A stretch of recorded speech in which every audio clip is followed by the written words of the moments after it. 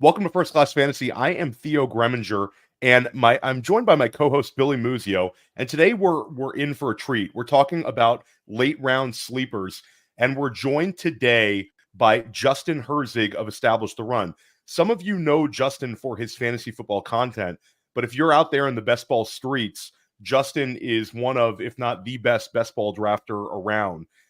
You won the 2020 initial Underdog tournament. That was a 200K prize. And then you've kept it going over the years, Justin. I know last year you took down two big DraftKings tournaments. So you're back in the best ball streets. What is your time like right now in terms of like what contest you're entering? I know you were in a fun one yesterday or earlier this week. Yeah, I mean, ABD, always be drafting. It's just about which contest are we drafting. And so for like the Best Ball Mania, I think I'm only like 5 or 6 drafts in because I'm going to be going really heavy on that in August, where I think I have kind of the most edge from information that comes out, how to kind of what to do with that information and go from there. But I'm still always doing like other kind of contests, ideally trying to focus as much as possible on the time box contest. It's the one that, you know, we know that, hey, I'm not going to be at a disadvantage of people who are getting that information come August time period. And then always the high stakes stuff. That one, it's more of, hey, when it goes, I'm trying to get my action. So yeah, you just yesterday did a 10K buy-in against a lot of the top DFS guys. You had Awesome Mo, Big T, Whistles Go Woo, a few others. And then special guest was also from Barstool. You had Big Cat in there drafting against us as well. It was a fun day. Those guys are a fish compared to you guys, though, Justin. Those guys are, they can't hang in that sort of a draft room. Billy Muzio, and I'm going to get your opinion on this too, Justin, because this is like polarizing in the community for the people that draft a lot. Slow draft or live draft? Let's start with Justin. Can you tolerate slow drafts now? Or I'm like in a slow draft lifestyle. My life revolves around looking at my phone, putting in my slow draft picks. I get the rush when I look at my phone and I'm like, I have like 20 minutes to go. But it's constant. It's better for my lifestyle. How about you? Do you find yourself like your edge goes down a little bit in a slow draft, or how do you view it? Yeah, I think it's really a personal chance for your lifestyle. And I think quality of life can take a major hit one way or the other. For me personally, if I'm on the slow clock a lot, like I get a level of kind of anxiety, like I need to be checking. When I go to sleep, I've literally had way too many dreams about picks and like thinking, am I going to wake up and miss picks and such? So for me, because I have the flexibility that I can do a bunch of fast drafts, I feel comfortable doing multiple fast drafts at a time. That's better for my lifestyle. But I also know, hey, for people who are, parents of young kids, like you may not be able to say, I've got a half hour, 45 minutes, and I can go knock out a draft. And instead, you need to be able to go draft on your own schedule. And so for those people, they have more comfort with the slows. From an actual EV standpoint, we've done some research on it. It is honestly negligible. It's really like you should not be making a decision on doing one or the other because you think you're getting a tiny bit of edge, but really just like, hey, what allows you the better quality of life going forward? Billy Muzio, isn't like the on the clock anxiety, worried about like timing out, that's part of the rush of the slow draft experience? I don't have the patience for slow drafts. It drives me absolutely insane, especially like the 6-hour clocks. Like I'm in the Scott Fish Bowl right now, and we're like still in like the 4th round. So people are timing out every single round. It drives me absolutely crazy, and I tilt. Like I get so mad when people draw the clock out and like the guy times out in the 12 hole and then he times out again. At the 201. Like it's next thing you know, it's like 12 hours on the clock and you've gone 2 picks. Like I don't have the patience for it. And for me, I like the pressure on of people. I like short clocks. I like people to, make mistakes. I feel like there's more mistakes made in fast drafts when the pressure's on and the board changes maybe a little bit more than what people are used to ADP. So I think there's a slight edge in fast drafts for slow drafts. People get more time and be able to make a more educated decision, or news breaks. And then the next thing you know, a player, jumps 3 or 4 rounds in a fast draft and they get a good value in a slow draft. So I'm definitely on team fast draft and can't do slow drafts. So again, we're going to talk about some late round guys that Justin and Billy and I really like at ADP, but let's take a step back and let's look at sort of like a macro thing going on here. Justin, you've seen sort of the tides turning. When you won the initial Underdog contest in 2020, there were certainly more running backs going in the first round than there are today. Right now, in the Underdog rankings and sort of the Best Ball Mania, if I get into a Best Ball Mania draft, I'm going to see 9 wide receivers routinely selected. It used to be 8 wide receivers, and now the ADP has shifted Jahmyr Gibbs is actually going 13th overall before he was like going 12th overall. You're also seeing that in the FFPC streets, in main events, in the 350s. You're starting to see no tight ends, about 3 running backs, maybe 4, and the rest is completely wide receivers. What is your take on this? Do you think that there is a argument that running back as a whole is underrated right now in the initial ADP? Now, I wouldn't say it's underrated. I think we're just slowly becoming more properly rated. I think people are starting to really more understand this game of basketball. It's just so different than redraft. And when we think of redraft, there's a lot more value to kind of having that, hey, 16-point running back that you can plug in, start for that weekly spot, and know that I'm getting hey, I'm getting that 16 points.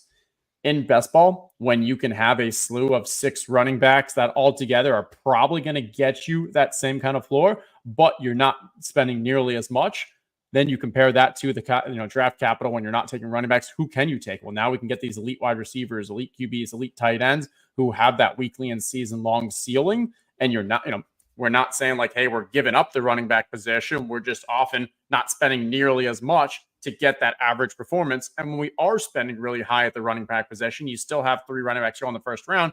We're doing it because we believe that running back has true differentiating power. That running back can really break away from the rest of the field.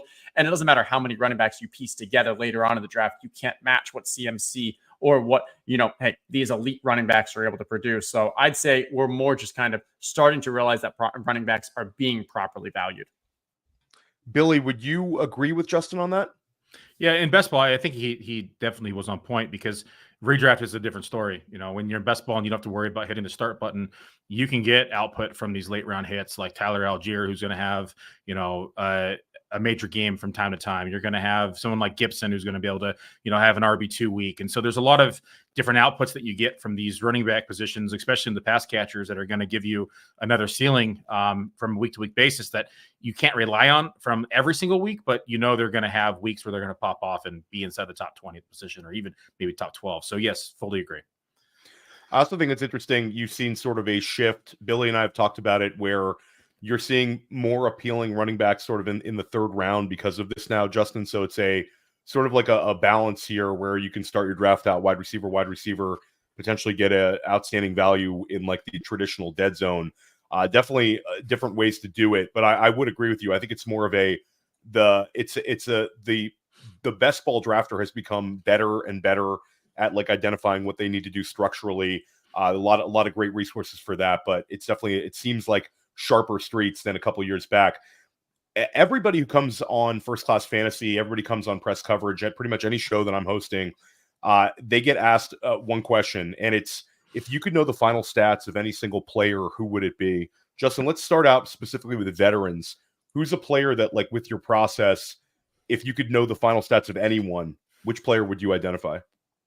Yeah, this is such a tricky question because when we say final stats, I assume we're looking at season-long stats. We're not knowing, okay, what did they do each week? And so if we're just looking at, okay, this bucket, here's their season-long stats, I've got to think through like 2 components. One is if I'm getting the information from one player, I want to make sure that also gives me a lot more information about other players. So usually I'll answer this question with a quarterback, because if you know a quarterback that's outperforming, then you can probably bring in some of their pass catchers as well. I considered someone like Drake May because, hey, if we can find out that Drake May has whatever it is, 35, 40 touchdowns, we know what he's doing on the ground too. Like, you can either figure out, okay, he either started really early, which makes him really valuable, or he had a huge season, even in the games he played, which is also really valuable. So I considered that, but I'm going to go because I'm grabbing a QB later. I don't want to get that Raheem Mostert, because if I find out that Raheem Mostert has a similar season to last year, he gets all those touchdowns, and I can get him in every draft, I'm willing to start taking him in the 8th round if I have this secret knowledge. That's huge information for him.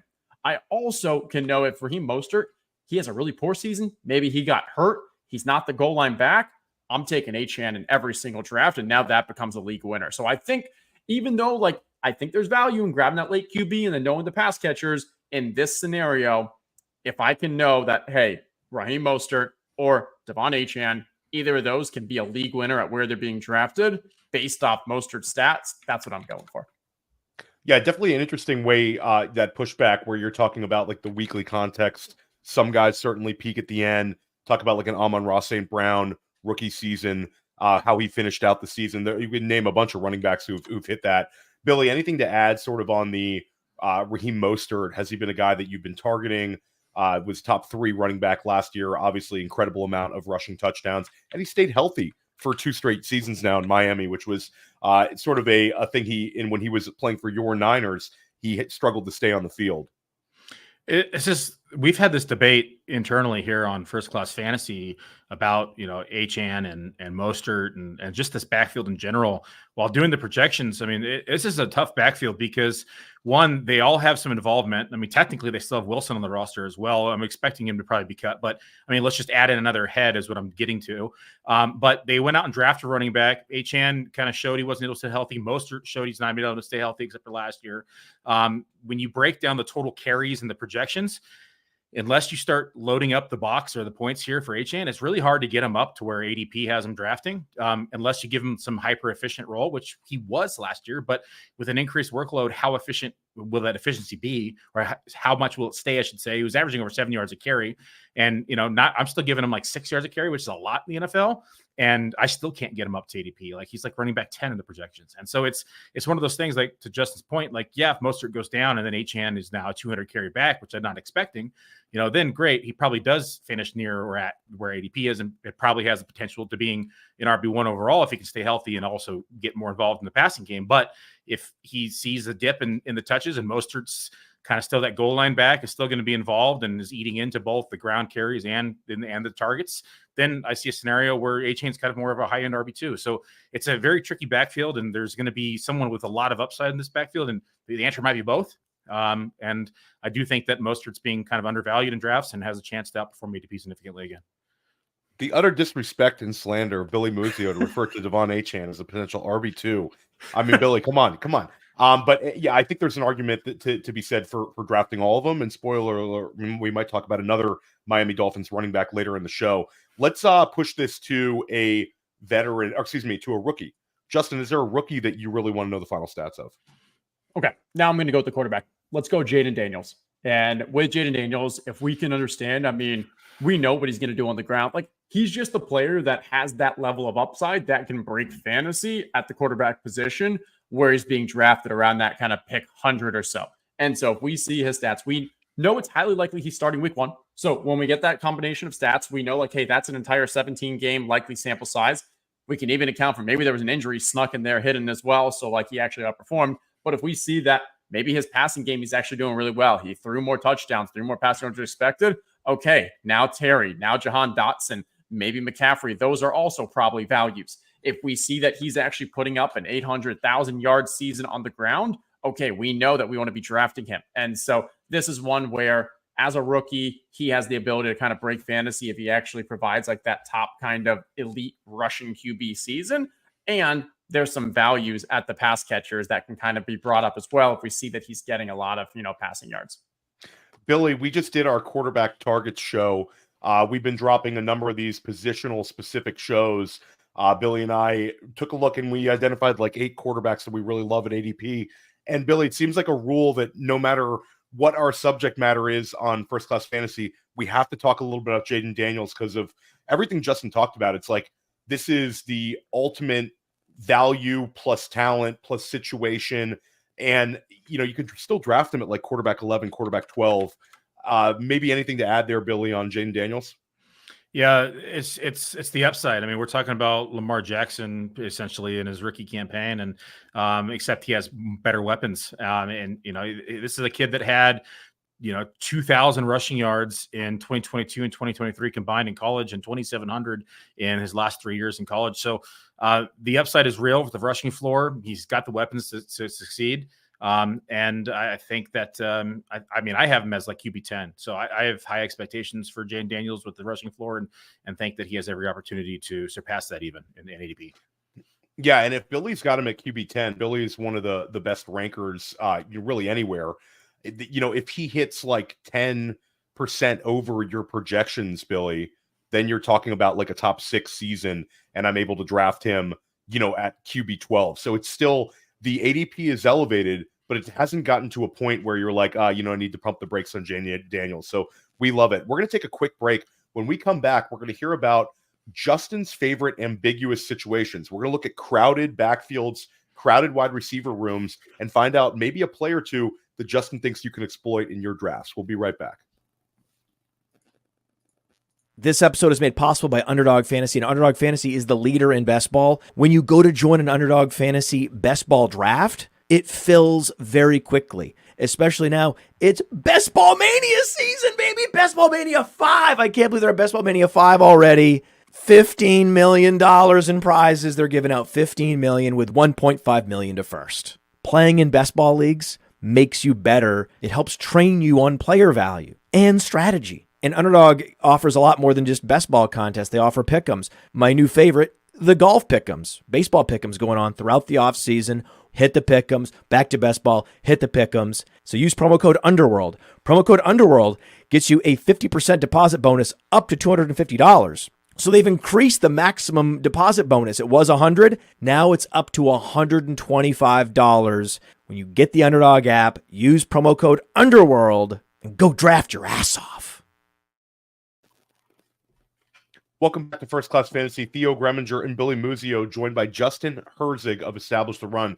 Justin and Billy, we're looking at this time of year where sometimes you see these very crowded ADP situations where you'll have several players from the same team at the wide receiver spot sort of like converging with one another. I mean, specifically Houston, the Patriots, the Seahawks, the Bills, the Kansas City Chiefs. There's a little bit of a question marks with some drafters as to who you should be targeting. Let's start out, Justin, just taking like a big step backwards, and you look at, is there a perceived crowded situation that you think has created an exceptional value for you when it comes to receivers? Yeah, for me, I'm going to go with two teams because I think they're really similar. The Bears and the Jags. Both drafted a rookie wide receiver that I think both are, you've got Rome Odunze, you've got on the other side Brian Thomas. I think both of those are pretty strong values that were being drafted, and they're both kind of seen as like, hey, this is going to be number 3 pass catching option in that offense. For me, I think that both Trevor Lawrence and Caleb Williams have the ability to elevate those offenses. Trevor Lawrence suffered from a lot of kind of just negative touchdown bad luck. I think we're going to see some regression this year to actually see just overall better performance there from the pass catchers. I'm still liking the Christian Kirk. I'm still liking Gabe Davis as a new addition. So that's what I think for the Jags side of things. For the Bears, you've got DJ Moore, you got Keenan Allen, you got Rome. Like, you have some of the best weapons a rookie quarterback has ever had. And yes, Caleb struggled. He lost 6 of his last 7 college games. But I think with the right coaching, with the right system, those weapons, this team can be, it can just completely elevate. And so it's hard to say that hey, some of these, all the Bears are values because they're going pretty expensive. And same with the Jags, like Christian Kirk, he's no longer cheap. DJ Moore, not cheap, but the entire backfields and kind of the peripheral options, Gabe Davis and Brian Thomas, still very affordable. Rome Odunze, very affordable. I think both of those crowded wide receiver rooms, pick your pick. And if you have one injury, you now have target concentration to those wide receivers. There's a lot of opportunity there. I really like that. And Billy, we've sort of talked at length about Chicago on several shows and the kind of the values there and sort of some concerns you had potentially with Rome Odunze returning value to his ADP. But it's interesting because, Justin, I had Mike Leone on press coverage, and if anybody didn't listen to that one, Mike Leone is always super sharp when he's here with us on any Player Profiler podcast. But he echoed your enthusiasm for the Jacksonville Jaguars. And Brian Thomas Jr. was one that you brought up. That's one where we just dropped our draft kit at Player Profiler. And Billy, I think I'm highest among you, Bradley, and Dario on where I see BTJ. I really, really like him. Sort of, I want to pick your brain on Jacksonville specifically, Billy. Talk about what Justin talked about and your thoughts on the rookie, Thomas. Man, I'm just not as keen on the rookie situation in Jacksonville as everybody else is. I think ETN took a huge step forward last year, and I think he's going to continue to be leaned on. I mean, we saw them lose a ton of targets in this offense. I think that he's going to absorb a few of those as well. I mean, we're going to see Gabriel Davis, of course, absorb some of those. I think Thomas is going to see a good share of these, but I mean, I don't think this is a guy that we're talking about, 21% target share. I think we're going to see him closer to that 17% mark. that mid to high 90s range instead of the 110 or 115 that people are probably hoping for. I just think that there's, and another player like Evan Ingram took a step forward. Christian Kirk was heavily involved, even when Ridley was on the field. And so I just see that this is one of those scenarios where I think a rookie gets steamed up and maybe just underwhelms a bit. I think he's got the talent to succeed, but I do think it might be a little bit of a learning curve in the first, quarter to half of the year, and then probably gets ramped up as the season progresses and starts getting more involved. But I could see a scenario where he lets down a little bit versus ADP. Yeah, interesting, because I think it's a little bit polarizing. There's some people see him as a big time value, and then some people echo your statements, Billy. I will say there seems to be an opportunity for him to step into the Ridley role in more ways than one. He's a little bit like DK Metcalf rookie year, where I think you sort of made the argument a little bit, Billy, where if he's a second half of the year guy with his ADP, you can kind of tolerate it because he hasn't steamed up to that crazy range, but he has all the physical tools. Justin, let's take a step back here and look at the running back position, because just like every other year, you get these ambiguous backfields, and these rarely end up being two players getting 50% of the fantasy points and just splitting it. Usually there's a clear winner.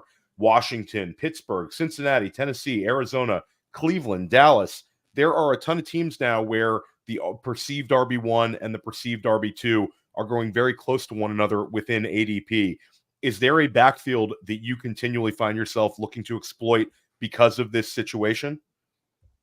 Yeah, I'd say the number one backfield that I'm peppering multiple running backs in would be the Steelers. So you have Arthur Smith coming over, and a lot of us who play fantasy, we think of Arthur Smith as kind of a thorn in our side. We saw what he did to Pitts. We saw what he did to London. But at the end of the day, that's because of the passing game. Passing game on Arthur Smith, not the most exciting, very spread out, using a lot of kind of one-off guys like the Matt Collins and such. But one thing we can count on for Arthur Smith, he runs a great run game. And you look at all the running backs that have been under him, they've all been very efficient. You've seen that from on a per play basis, as well as kind of how they structure the offense. So I think him coming in, you've got the Najee Harris, you've got Jalen Warren, and I think these are two very good talents. Najee Harris, a lot of people were down on him going into last year, but coming off that injury the year before, I think that's what really was hurting his stats. Last year, he actually performed pretty well, and it seems, hey, they are comfortable leaning on him. I'm not expecting this to be one person winning the job barring an injury. But then you have the explosiveness of Jalen Warren. He might be a top 5-7 actual talent running back in this league. So this is a backfield that I'm happy to draft both of them on the same team. I'm happy to get one of each. And those are the kind of things that can really win you championships, where if we are right about this offense, if they have 500 combined touches throughout that season, they have the, overall just success. Russell Wilson's able to kind of do more with an Arthur Smith offense than what we saw with Mariota and, the slew of other kind of failed QB situations that Arthur Smith has had to deal with. So those are the guys. I'll take them both on the same team. I'll take them individually. I think they're both going to surpass their value. That's an interesting one. And I'm going to kick it to you in a second, Billy, but we talked about stack cuffing, drafting two running backs on the same team. But Justin, that's really speaks volumes to your enthusiasm for this backfield, because that's some serious draft capital to be double tapping a backfield in. So that you're the first person I've heard advocating for that one. Like right now, Najee at RB21, Jalen Warren at RB25. In theory, I think it's a really interesting one because they could be very running back centric. I've been leaning with Warren. Billy, I know you're on both of those guys and betting on both of them. Maybe kind of talk about Justin's strategy there, because we've talked about stack cuffing, but it's certainly been a little bit maybe like a little more Chase Brown, Zach Moss type. Not quite, two guys inside of almost RB2 land. Yeah, if you're going to do it, this is one of the backfields you can do it in. We talk about kind of picking the backfields that you're going to stack cuff in pretty conservatively on a year-to-year basis, because it doesn't make sense in a lot of scenarios. But in this scenario, it does, because, to Justin's point, we know that Arthur Smith is going to, deploy both these backs pretty heavily. This is a true kind of lightning and thunder scenario where we have Najee going to see probably the bulk of the carries in the ground. We're talking about a back who's seen 255 rush attempts or more in each of his 3 seasons, and even 307 in his rookie campaign. And Jaylen Warren kind of taking on more of that pass catching back and coming in as a change of pace with some explosion. So I definitely see a scenario where both these guys are kind of high end RB2s. That's where I have them in the projection. I kind of have them back to back still.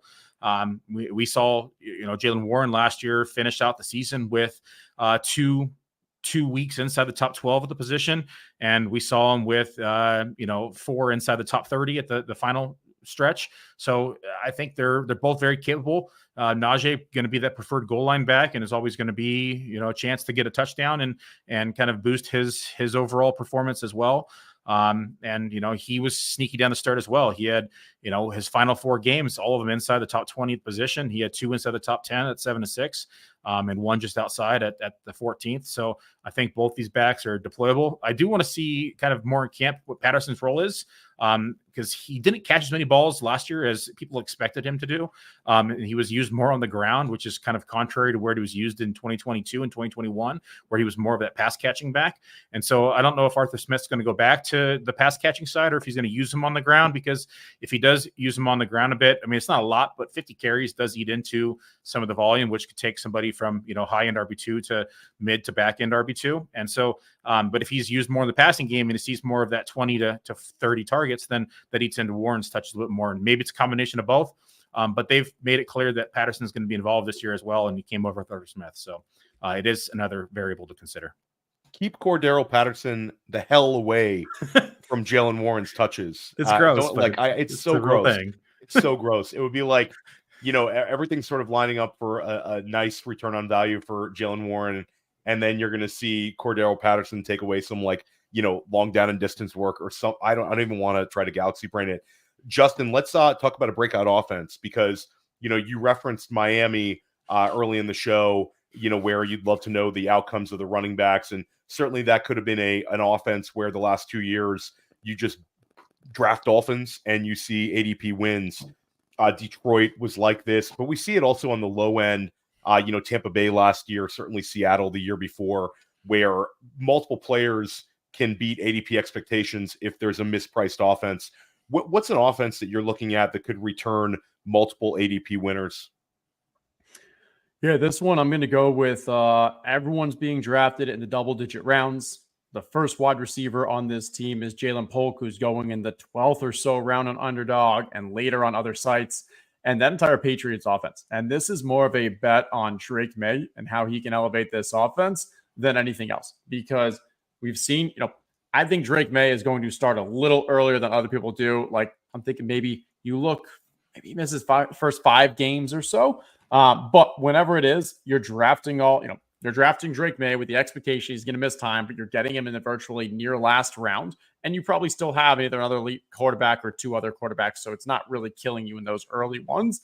But we're looking for, from a best ball style, from a tournament structure, who's going to be excelling at the end of the year. And if Drake May is able to be that QB that they drafted him as, now you've got your choice of a slew of New England Patriots pass catchers, from Jalen Polk to Hunter Henry as the tight end to Demario Douglas to Kendrick Bourne. If you want to get even crazier, you've got a couple others as well. But I think that all of those guys with the right success at QB from Drake May can actually take that next step. And even when Drake May's not there, it's not like those guys are complete zeros, because Jacoby Brissett is still more than competent.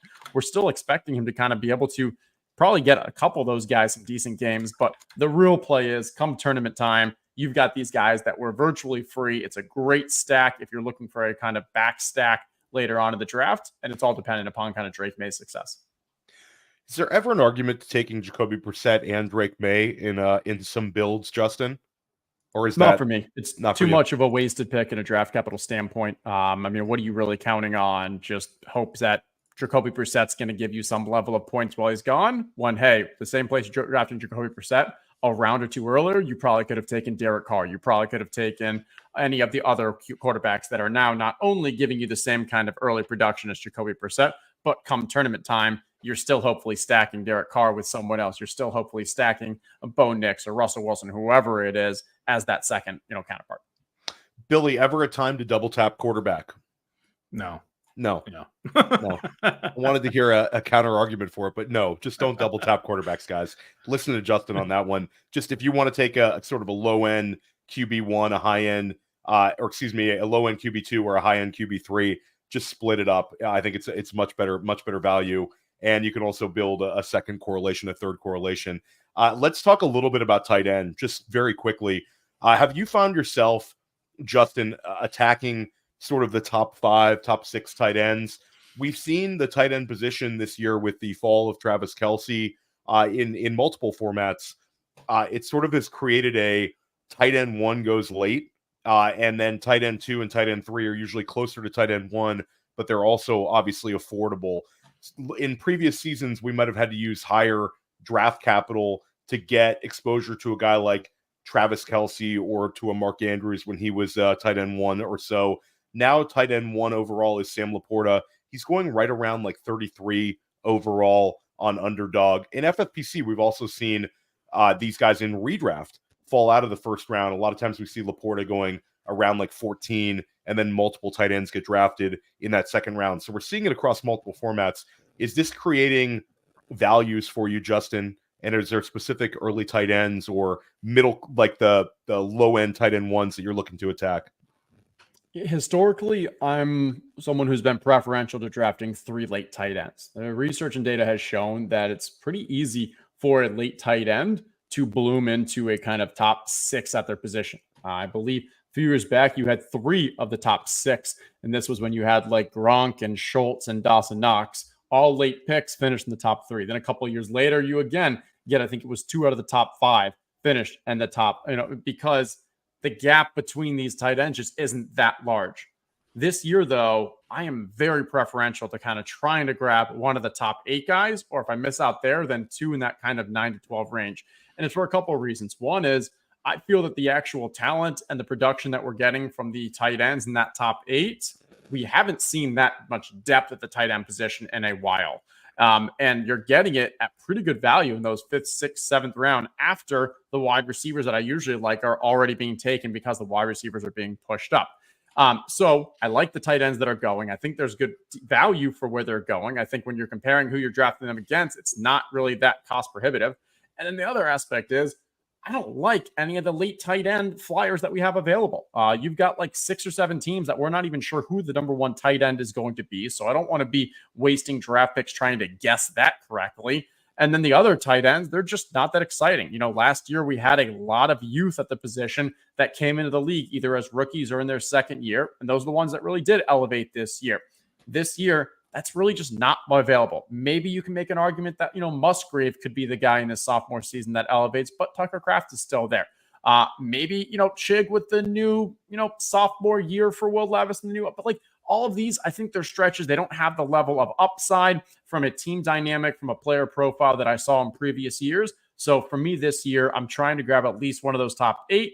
If I grab one of those, then I'm okay with grabbing 2 late guys and still making it a 3 tight end or a 2 tight end build. Or if I miss out, I do at least want to grab 2 in that kind of 9 to 12 range. Yeah. So when you grab, just a quick follow-up, when you grab a top 8 tight end, does that turn your build into a 2 tight end build? It depends on the site to begin with. So on let's say Underdog specifically. Yeah, 18 rounds, I'm more likely to try to stop at just 2. But if I grab like Evan Ingram, which is on that back end, and then I also like, hey, maybe I can get another stack partner later on. Ideally, I'd probably try to make that a 2. For DraftKings, where there's 20 rounds, I'm usually just going to say, hey, there's enough tight end values later on and some upside of flyers that I'm going to be going with 3.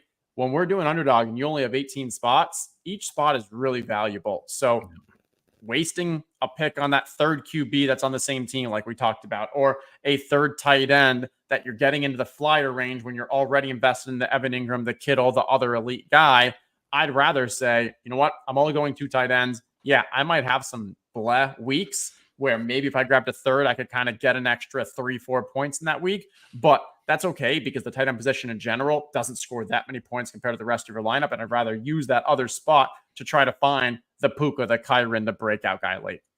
Wanted to specifically ask you, Billy, about one of these tight ends, sort of a little bit outside of the Justin range. This is off of the show sheet. It didn't prepare you for this one at all. But sort of your enthusiasm with David Njoku this year, which is one where he ended the season on an absolute tear.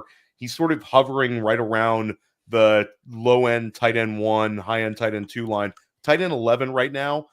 Just curious your thoughts on him, because he's sort of sitting at a range where he's enticing to draft. But again, you could make an argument against it. A lot of his success was with Joe Flacco. Where are you at, Billy? I'm higher than ADP. I have him as tight end 9 in the projections. And he's been tight end in 2022, tight end 8 in fantasy points per game, 2023, tight end 7 in fantasy points per game. I think he's finally kind of found his way, and we saw that inside the targets. And yes, to your point, it was a change at quarterback, but if it's broke, don't fix it is kind of my model. And I think that we're going to see some of that replication here inside of the play calling. And we have seen the offensive weapons outside the tight end position struggle at times. So of course, kind of sounds, with not counting Amari Cooper, that wide receiver 2 spot's been kind of tricky for them.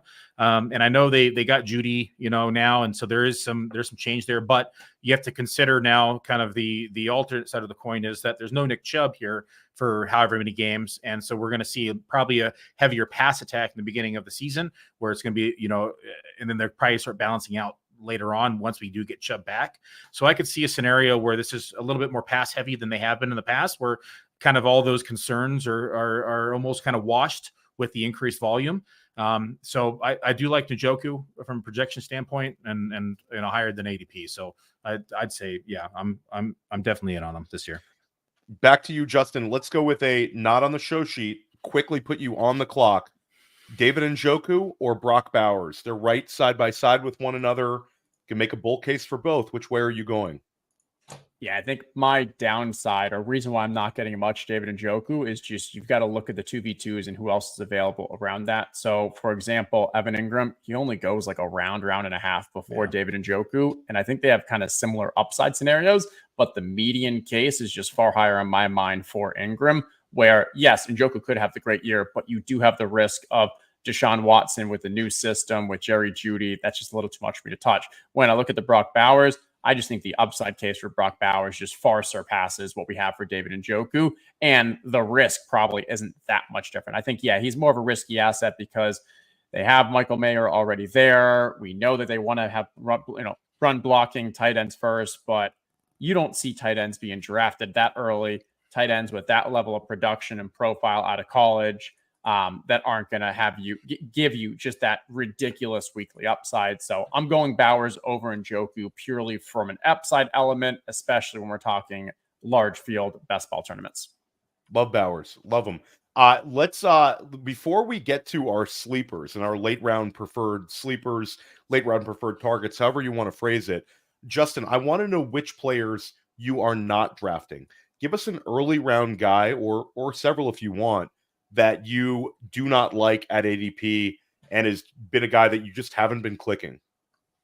Yeah, I'll give one that I have 0 shares of, scares me, but I feel comfortable. And that's Jonathan Taylor. I don't understand why he goes as high as he goes. If we look at the system, so first off, in fantasy, I care about high value touches. That's receptions and that's touchdowns. He's going to have minimal receptions. If you look, Anthony Richardson hasn't thrown to running backs even through college. That's not his style. When he's going to scramble, he's not going to do a dump off. He's just going to run himself. When he gets into stress situations, they don't call plays for the pass catchers. And even Jonathan Taylor, it's not like he's coming from the Kamara McCaffrey build where it's like, oh, we're going to really force the passes to him. That's not the system. Then when we talk about touchdowns, Anthony Richardson is going to be the goal line back. He's bigger. He's better. There's not going to, now you're losing your goal line work. You're not actually catching that many receptions. Yes, Jonathan Taylor, he's still only 25. He's still explosive. He can still kind of break free. But there's also one more is the team is projected for 8.5 wins.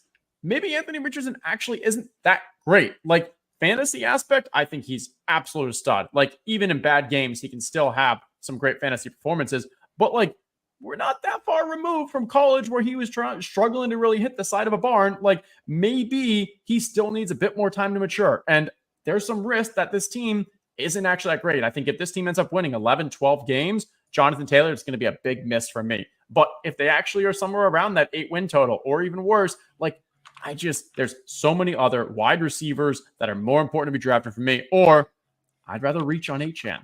I may even rather have Barkley. I'm not sure, but yeah, definitely not Jonathan Taylor. I've said I think Travis Etienne outscores him this year, and I'm able to get Travis Etienne several rounds later. So if I'm wrong, Taylor will be. I mean, I think he'll get within 10% of his PPR points, and I'm able to get him several rounds later.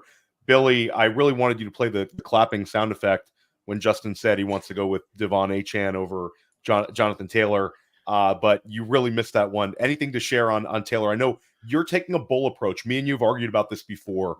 Maybe kind of give the counter argument.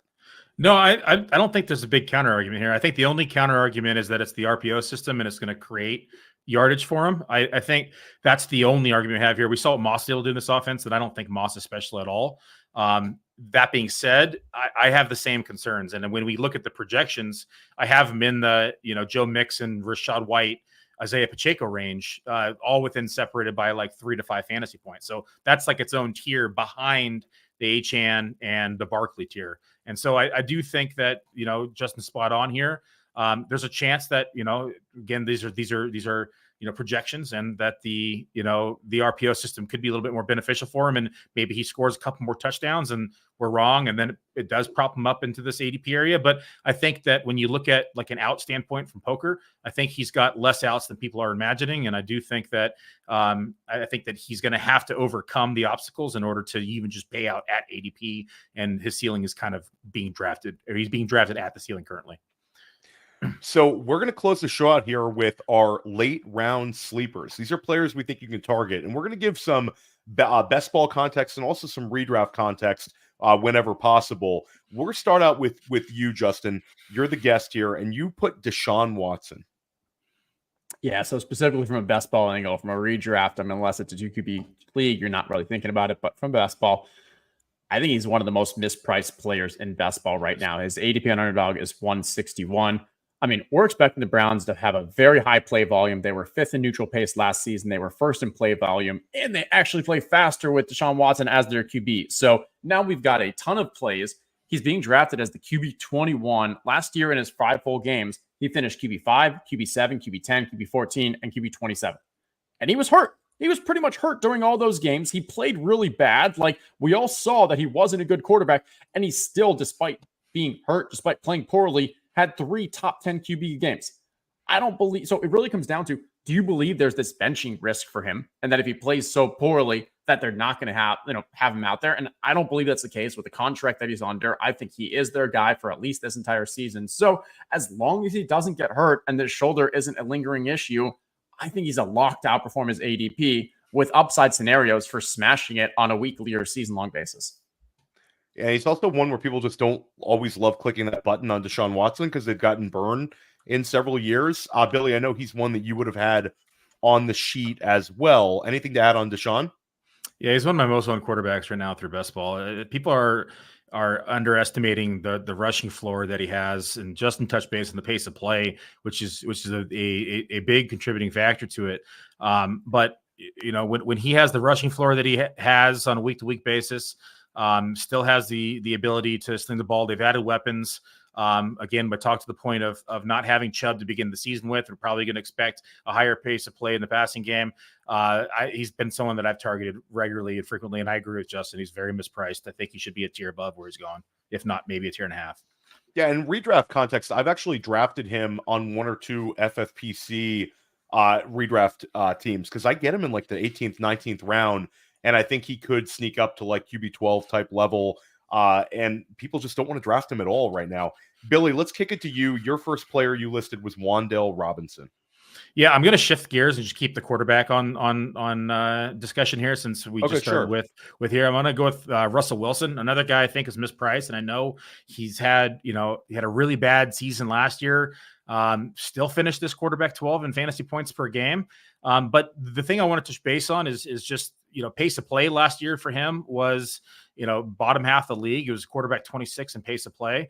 But if you look at his previous 2 seasons, he was in 2021 pace of play, he was at quarterback 7. 2022, he was at quarterback 9. So we've had 2 top 10 finishes in the last 3 years, down year last year, of course. But we talk about what he's able to do down the stretch. And he had 3 games inside the top 5 at the position. Yes, it was against KC twice, so he did have to throw the ball. But we saw him kind of turn that corner at the kind of the last stretch of the season. And I just don't think it was a good fit for him inside Denver. We saw that he was kind of able to, what he's been able to do to Pittsburgh in the past, playing against them, kind of destroying them. Tomlin's made the sentiment, and I think they have a little bit more faith in him. And I do believe.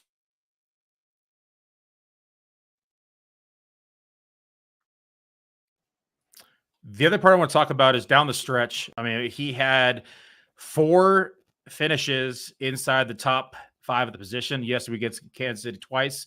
And then we saw Tomlin kind of echo the sentiments that Russell Wilson is their guy. So I think a lot of this kind of trepidation toward Russell Wilson is based upon his 1-down season last year, as well as the addition of Fields. But I think they're showing that they have faith in Russell Wilson here. And he's going, way outside of where he's going to finish inside of the projection. So have a lot of faith in Russell Wilson, especially at the cost. He's free in drafts. Yeah, and I'm gonna pivot over to running back, and I'm just thankful that his ADP didn't slide in front of 150. It's still like just right there on the edge, and that's Jaleel McLaughlin. It's sort of everybody likes Jaleel McLaughlin right now, and for good reason. He started OTAs. By all accounts, he was running ahead of Javonte Williams, according to a lot of beat reporters. According to a lot of the beat reporters, he was the most dynamic player at OTAs, and certainly OTAs are gonna be an easier place for a smaller back to look really, really good. But I think Jaleel McLaughlin is very good. We also saw Javonte Williams last year have a career low 3.5 yards per carry. I know there's this argument that Javonte Williams is healthier. He's going to bounce back this year. But I found myself drafting Jaleel McLaughlin as much as possible. His situation sort of reminds me a little bit of Jalen Warren's last year, where I think this is a player who profiles to get north of 60 receptions. I think he's shifty. I think he's dynamic. And we've got a scheme change with Lombardi taking over as offensive coordinator. I think McLaughlin's going to catch a lot of passes, and I think he's a really, really good target of mine. I found myself willing to kind of push him in as RB5 in some of these best ball builds. And then in redraft, he's been an easy guy. Starting to rise up a little bit in redraft. I'm worried he's going to get inside of like round 10, but you're still able to routinely get him in like NFFC, FFPC drafts at a cost where it's not prohibitive. So I'm really into him. Want to kick it back to you, Justin. You got another running back on this list, and that's Antonio Gibson. Yeah, I had an Antonio Gibson, but really I want to call this more to the archetype and can use Gibson. We can throw a couple other examples in there, but like Marshawn Lloyd, Ty Chandler. At this point of the draft, it's not so much that I'm like, oh, I really love this guy. I need to hammer this guy, but it's more of I love these RB profiles, and there's a major teardrop in my mind after these RBs. I think all of these are going to have standalone value and substantial upside given an injury. And so when I look at where they're being drafted, who else is available at that point, that's where I'm usually trying to grab my 4th, my 5th, my 6th running back, hopefully be done as much as possible after these, because I think that, hey, they have that standalone value with the upside, where running backs after that, for the most part, they either are lacking one of the two. They either have only pure upside and you're hoping for a major injury for them to really supplant that lead, or you see it as there may not even be on the field. Like you compare Kamani Vidal a round or so later. Yes, he's got substantial upside, but he may not even be on the team come week 1. And so that's why I like to go after the Gibson, the Chandler, the Marshawn Lloyd, because I know they have the role. And I also see a world that we can get some upside. I had all those guys highly ranked in my handcuff rankings. You can find those at playerprofiler.com. Mike Leone, big Kamani Vidal guy. Justin, a little infighting among the ETR guys as our hosts, as our guests here. Billy, you've got another handcuff running back, and this is a guy who's had some great success. A little more of a direct handcuff this year, in my opinion. Maybe you don't see it that way. Let's talk about Tyler Algier in Atlanta. Yeah, I think this is also a contingent upside piece, and I never like to, draft people based upon injuries. But when we do look at, where Bijan Robinson's going and the expected involvement and role that he's going to kind of take on here in 2024, if he misses any time, I think Tyler Algier is one of the most valuable handcuffs inside of fantasy right now. And he also has just standalone value on a week-to-week basis. I know there's no Arthur Smith, so this might be a little bit more, in favor of Bijan on a week-to-week basis. But again, down the stretch, Tyler Algier had two two finishes inside the top 15 of position. There were several other times throughout the season where he finished into the top 20, and even inside the top 5, you include week 1. So I think he's got standalone value and maybe a little bit more than people are hoping for. I don't have him at that, 40% range of carries, but I do think he's going to be somewhere in that 33 to 35% of the overall carries and touches of the backfield, including the quarterbacks, of course. But I do think he's got standalone value, has the opportunity to surpass ADP and be a little bit more involved than people are hoping for. And that, to me, I'm willing to take that chance late in drafts. Yeah, it has the 1,000-yard rushing season, and it's sort of he's definitely the direct handcuff there. When you look at the number 3 back situation in Atlanta, guys like Jace McClellan don't really seem like a threat to Algier. Definitely an interesting one, Billy. And I'll stay at the running back position. And I know you guys both talked a little bit about the Miami Dolphins running backs room. And I'm going to go with Jalen Wright because we bring up Mostert, we bring up Devon Achane, we bring up the fact that we think Miami could be the number 1 scoring offense in the entire NFL. And with a guy like Jalen Wright, I believe that I have 2 contingent plays. If Devon Achane misses time, I think he's got a very strong role. And if Raheem Mostert misses time, I think he's got a very strong role. Then I have the third scenario that maybe he's just really, really good. And despite those guys being very good players, he could cut into their work. I don't necessarily believe that one, but it's not like a 0% probability that when they gave up a future third round pick to get Jalen Wright, they didn't think he was like really, really good for their scheme. So with Jalen Wright, I have a double contingent upside play. I have a player I believe is talented, and I have an offense that I think is going to potentially lead the NFL in scoring this year. I think he's a very easy click. Let's pass it back to you, Justin. You could take it any way you want here. I know you've got 2 guys left. Yeah, let's go with Elijah Mitchell. For me, his ADP at 179. I don't understand why he's being drafted back there. I mean, it's pretty clear he's the number 2. If you listen to any of the interviews with the coaches, if you listen to, understand that, we've got this really fast kid that we're bringing in, but he's a project. Like, Elijah Mitchell is the clear number 2 in this offense. And when we know that, we know how valuable the Christian McCaffrey role is. If Elijah Mitchell can give you 80% of that with an injury to CMC, for best ball, these are the type of picks that I really want to have on my team, because it's not like, a lot of the other running backs in that area, they may surpass their value. They may give you a week or 2 of, some small points here and there. Elijah Mitchell's the type that if Christian McCaffrey does get hurt for an extended period of time, Elijah Mitchell has clear league winning ability, and he's costing you virtually nothing at 16th round pick. I want to hear your thoughts on this one, Billy. And I'll say, Justin, that I think that my theory why and I've seen some very sharp people on this one. I know Abibag Batoba, a friend of Billy and I's, maybe one of the best FFPC drafters around. He's talked about the value of Elijah Mitchell as a like for like, as a clear handcuff to CMC, and a guy that he thinks could be like a top 12 play every week if CMC were to miss time. But I think it's because the perception last year was Mitchell was hurt for a little while. You saw some Jordan Mason, then you saw them draft Guarendo. You see him sign Cody Schrader as an undrafted free agent, which is shouldn't really go into our thought process, but it's the perception that there's a little bit more of a crowded room and a little bit more of a battle for the RB2 spot than the actual reality. I think that shaped his ADP. Billy, anything to kind of share on your thoughts on Mitchell and kind of my theory on the ADP reasoning? Yeah, I think we talk about contingent value. Him and Algier, I think, are the 2 highest case upside contingent value running backs in the NFL right now behind the starters. We're talking about systems that are going to favor the running back position, especially in this West Coast offense with Shanahan. If CMC were to miss any time, Elijah Mitchell is arguably an RB1 at any given week. My only downside with Elijah Mitchell is he could potentially be injured in the same drive that Christian McCaffrey could be injured in. And I don't like to ever, predict or project injuries, but his viability and health has been a real concern in the past. We're also hearing out of 49ers camp that Mitchell could potentially even be on the trading block just because of the crowded backfield. And especially if we see, a veteran or maybe a starter go down during camp or in the preseason, that he would be a name that a lot of teams would call for just because of his past success. And the Niners have the depth to allow it to happen. So I like Mitchell. He would, like I told you kind of in the chat off air, Justin listed 3 guys that I'm very high on here as well, and this is one of the guys I'm high on from a contingent side.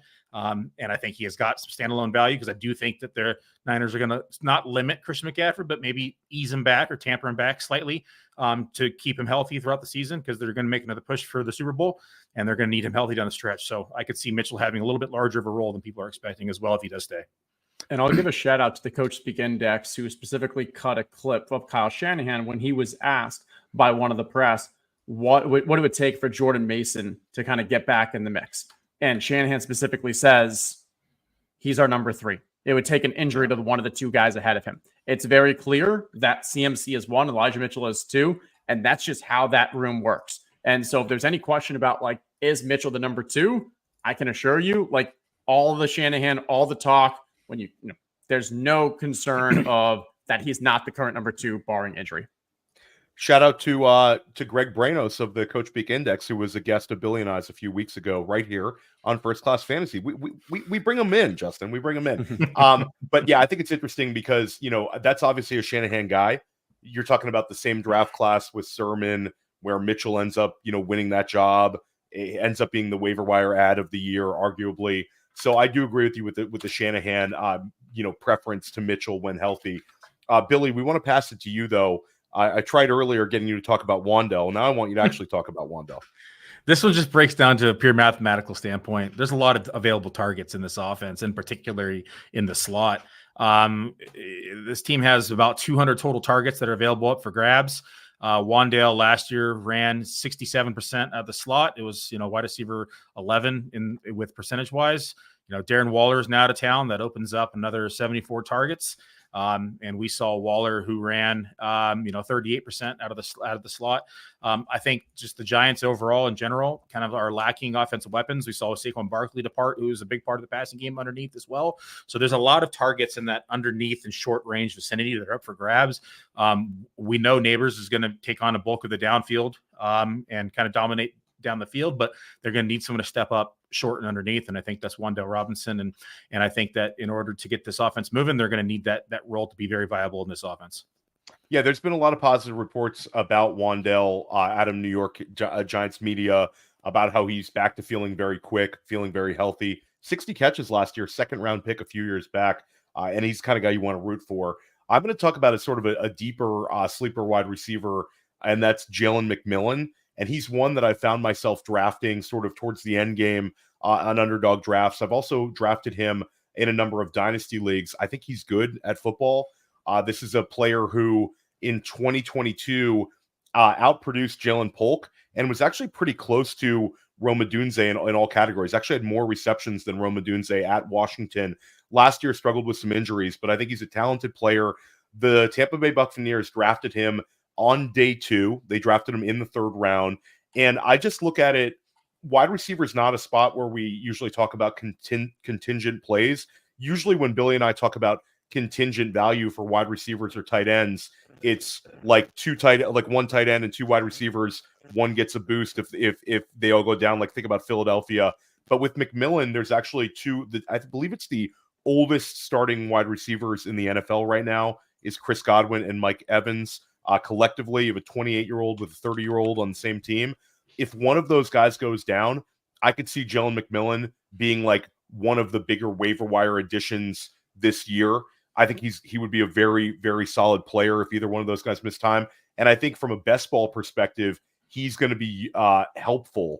I think he's going to return better value than where he's being drafted. I believe in his talent, and I like the situation for him as the number 3 wide receiver in Tampa Bay.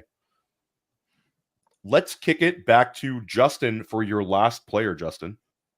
All right, my last player, it's a late round tight end. When I'm looking for late round tight ends, I'm not looking for someone who's just gonna fall into the end zone. I'm looking for someone who can actually provide, hey, break the slate, break the season, work your way into the top 6 tight ends as we saw the couple years before. And for me, this is less of a, hey, I think he's gonna have a huge season, but on a weekly upside, Jonnu Smith. And so Jonnu Smith, I mentioned I usually prefer that top 8 tight end, but this guy is a great number 2, or if I've got 3, because of what he can provide you in a 1-week sample. He's a yard after catch type player and an offense that schemes open players. Explosive offense. That's historically where these late round kind of values end up thriving, end up coming from. And he's got contingency upside because the challenge is that historically the Dolphins under McDaniel do not leverage the tight end position. They don't use them that much. But when you bring in a player like Jonnu Smith, Josh McDaniel was quoted saying, some people think that just whatever it was, it will always be when talking about the tight end position. There's opportunities there for sure when talking about the tight ends. And I think that Jonnu Smith can kind of fill. He's not going to be a heavy volume guy, but when you have the creative offense, when you have the explosiveness, we saw how many points Miami can put up in a single game, that I think Jonnu Smith has upside at that point of the draft from a weekly standpoint that you're not getting elsewhere. Robert Tonyan 2.0. You can see a bunch of touchdowns from Jonnu Smith. He's a guy I've drafted a ton of. I love seeing you on him, Justin. Anything to add on Jonnu, Billy? He's been a guy that you and I have talked about a lot on the show and even off air with Mike Sanda, spreadsheet Mike. I think that when he's been underutilized throughout his career, last year was kind of the first time we actually saw him kind of start to be used in a fashion we were hoping to be used in. I think that despite the lack of usage at the tight end position inside of this offense, I don't think it's necessarily the tight end itself. I think it might have just been the talent they had at the tight end during those times. And I think that Jonnu Smith does allow them to utilize him more. He's a yards after the catch monster. I mean, 357 yards after the catch last year alone, in a limited capacity. In a full-time role, we're talking about probably top 3, top 4 at the position. He just has the ability to get up and high point a ball too. So I think that Jonnu Smith in this offense, I think, has the ability to really exceed expectations. This is a team that has speed. It's going to spread the field. It's going to open up a lot in the middle of the field for Jonnu Smith. Billy, keep it going. Your last player listed is Marvin Mims. Well, man, now, Justin's talking about breaking the slate, and I'm just getting a guy because I like him over here. It's just one of those things that when you look at the player and the cost and the position and kind of when Justin talked about Drake May kind of outperforming expectations, I look at Bo Nix and say he might outperform expectations, and in return, it's going to help these pass catchers. And for me, it's Marvin Mims. Not a guy that did a lot last year in his rookie campaign. He really only saw 33 targets. But I do think that he started to see the field a little bit more. His snap share increased over time. His routes started increasing over time. We started seeing more targets throughout the season. Started getting more air yards, and slowly but surely, positive trends. There's not a lot of data really to support really my belief in that he's going to take a huge step forward this year. But I do think that he's going to kind of come in as that wide receiver 2/3 on this offense, and have the ability for kind of big explosive games and a best ball. This is the guy that I want to target because I don't have to press the start button on a week-to-week basis, but he's the kind of guy that could easily go 3 catches for 88 yards and a touchdown on any given week inside this offense. And so Marvin Mims to me is a guy I'm willing to take a chance on this late in the draft, despite kind of the lack of evidence, because I think he takes a step forward based upon the necessity at the position inside the offense. Yeah, they have to use him unless it's going to be like some massive Josh Reynolds sort of exceeds expectations, which, I'm not going to put it past Sean Payton, but last year Marvin Mims was going well ahead of where he's going right now. And we think he's a talented player. Justin, anything to add on Marvin Mims? Curious, because that's a sort of an ambiguous team situation. I talked about Jaleel McLaughlin. Besides Cortland Sutton, there's a lot of question marks right there. Yeah, between Marvin Mims and Troy Franklin, I'm always kind of going back and forth on who I want to draft. You've got the rookie who fell in drafts, but we liked as a profile. We like the talent. And so there's a level of upside because we haven't seen him on the field. You then have Marvin Mims, who profiles as an explosive big play guy. But we've seen with Sean Payton, week after week, I've got to get him in. I put his name on my clipboard. He needs to get more plays and just never got those plays. So you can read that as, hey, Jerry Jeudy's gone. Now it's Marvin Mims' time. Now he can actually take those routes. Or you can read it as they just, no matter how much they said they wanted to get him on the field, they just couldn't get him on the field. There's some issue. So it's tough. I still think there's something left in Marvin Mims. I'm still hopeful. But I agree. If I'm getting Bo Nix, if I'm looking for a Denver wide receiver, I try to mix those two. And I take Franklin if he's available because the ADP difference. But overall, I end up with more Mims because he's cheaper. Locker room narrative with Bo Nix and Troy Franklin is also an interesting one.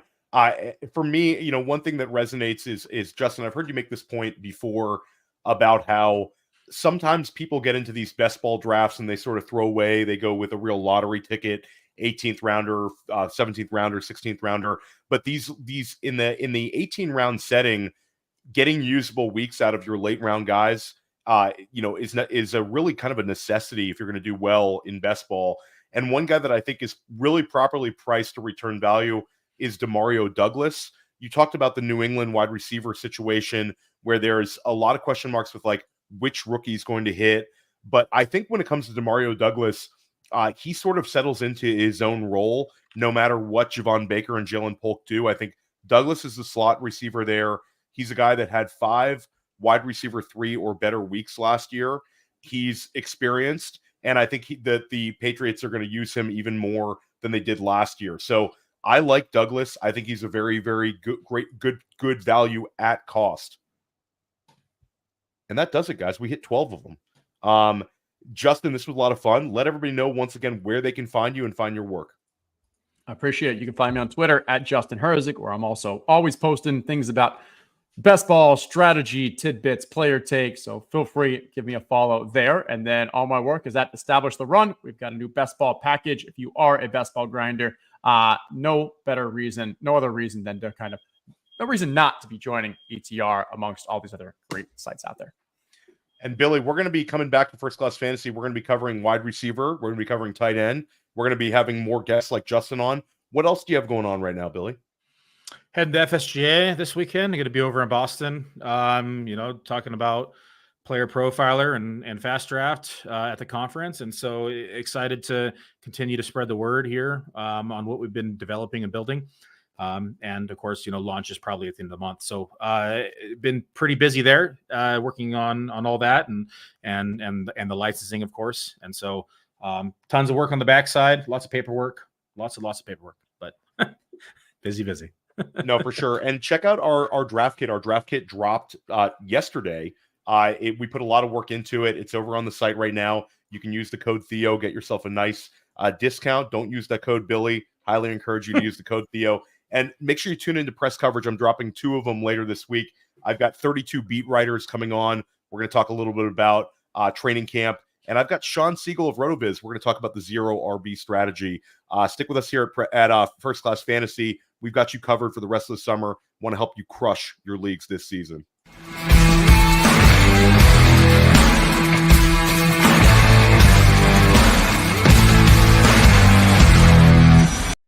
Hey, I want to take a moment to thank you for tuning in. It's important to me that all of our media be free. This is only possible because of you allowing a true independent sports media enterprise to thrive unlike any other in the business. So please subscribe to the All-In Package to continue to make all of this possible, to ensure that all of our stats, information, data, content is available to you, especially you, the people that get the site and get the show.